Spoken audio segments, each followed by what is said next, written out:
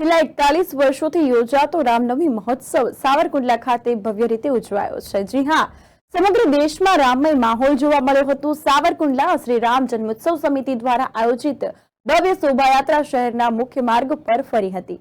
રામનવમીના પવિત્ર પ્રસંગે યોજાયેલી આ શોભાયાત્રામાં ભગવાન શ્રી રામની ઝાંખીઓ દર્શાવતી અનેક ટુકડીઓએ ભાગ લીધો હતો। શોભાયાત્રામાં ભગવાન શ્રી રામના રજવાડી રથ, ટ્રેક્ટર, ફૂલોથી સજ્જ ગાડીઓ, ડીજે, ઊંટગાડી, ઘોડા તેમજ ભજન મંડળોનો સમાવેશ થયો હતો। ભક્તોએ ભગવાન શ્રી રામના જયકાર સાથે સાવરકુંડલા નગર ગુંજી ઉઠ્યું હતું। આ શોભાયાત્રાનો પ્રારંભ શહેરના પ્રખ્યાત સનાતન આશ્રમ ખાતેથી થયો હતો। શહેરના મુખ્ય માર્ગો પર ફરીને પુનઃ રામજી મંદિરે પરત ફરી હતી।